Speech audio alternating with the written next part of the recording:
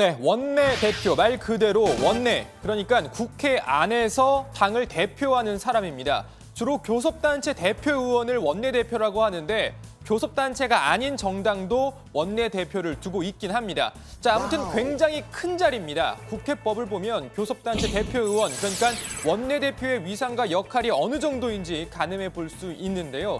자, 우선 제5조의 2에 따라 현재 이 한 해 국회 일정을 국회의장 등과 협의해 결정할 수 있고요. 제48조에 의해 소속 의원들의 각 상임위 배치도 원내대표의 몫입니다. 하다못해 본회의 시작 시간 그리고 국회 의석 배정도 원내대표들과 국회의장 간 협의에 따라 결정이 됩니다. 한마디로 국회 안에서 못하는 것 빼고 다 할 수 있는 자리가 바로 원내대표입니다. 나경원 의원은 원내대표로 뽑힌 직후 홍영표 당시 민주당 원내대표를 찾아가서 이렇게 말한 바 있습니다.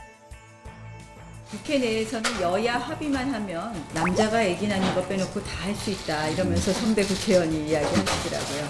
그만큼 여야가 합의를 한다면 우리가 국회에서 많은 일을 할 수 있다고 생각을 합니다. 자, 물론 같은 원내대표라고 다 같은 권한이 있는 건 아닙니다. 앞서 국회법도 소개해드렸지만 교섭단체 원내대표가 아니면 원내대표로서의 권한은 거의 없습니다. 비교섭단체인 정의당 원내대표로 활동하던 노회찬 전 의원은 민주평화당과 공동으로 교섭단체를 구성한 직후에 이런 소감을 내놓았습니다. 처음으로 사람 대접받은 것 같습니다. 국회의원이기도 했고 예. 원내대표이기도 했지만은 사실 국회의 모든 의사결정 과정에서 테이블에 앉을 수 없는, 테이블에 앉을 자격이 없는 것으로 간주되었기 때문에 예. 존재는 하지만 존재하지 않는 것처럼 마치 투명 정당처럼 취급받았던 말씀입니다. 네, 통합당은 이번 20대 국회를 여당으로 시작해서 야당으로 마무리하게 됐는데요. 20대 국회 첫 원내대표이자 여당 원내대표로 뽑혔던 정진석 의원은 당시 당선 소감을 이렇게 밝혔습니다.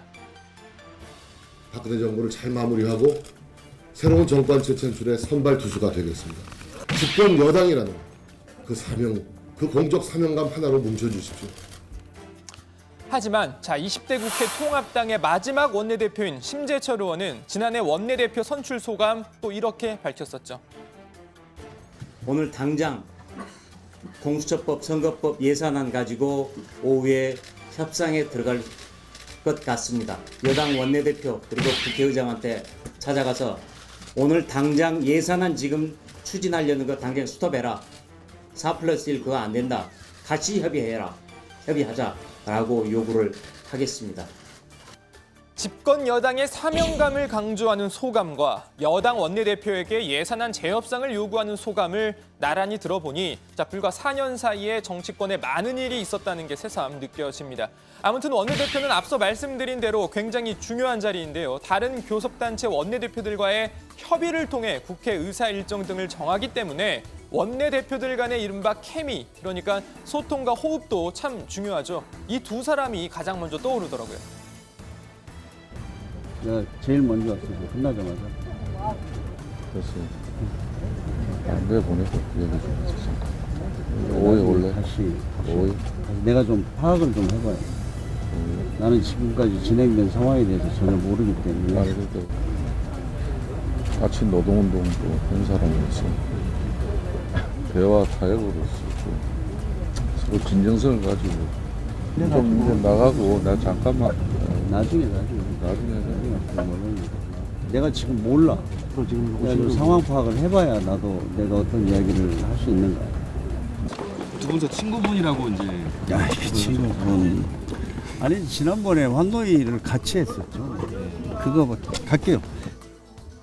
자, 물론 두 사람 간 충돌도 꽤 많았습니다. JTBC 뉴스룸에 직접 출연을 해서 공방을 벌이기도 했죠.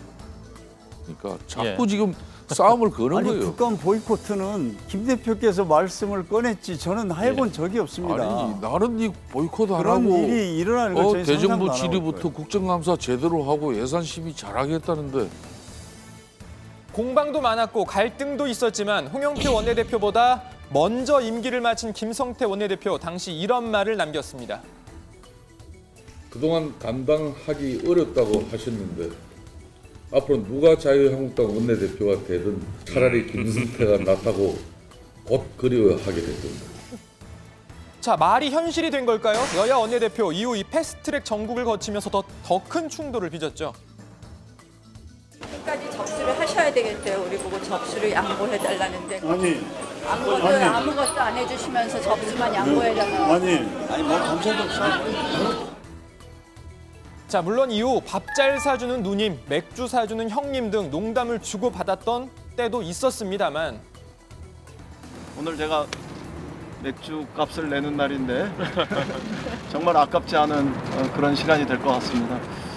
호흡가 아니라 호흡가 돼야 된다고 하셨는데 그런 미팅을 좀 만들어 봤으면 좋겠습니다. 뭐 아시다시피 이런 분위기 오래 가진 못했죠. 이제는 21대 국회에서 더 원활한 소통과 호흡을 보여줄 차례인데요. 민주당의 새로운 원내대표는 뽑혔고, 자, 통합당의 카운터파트만 선출되면 21대 국회 여야 원내 지도부 구성이 마무리됩니다. 통합당 원내대표 경선 2파전인데요. 5선이 되는 주호영 의원, 그리고 4선이 되는 권영세 당선자입니다. 이번 원내대표는 압도적 수적 열세를 극복할 수 있는 풍부하고 치밀한 대여 협상 경험과 전략, 그리고 집요함이 필요합니다.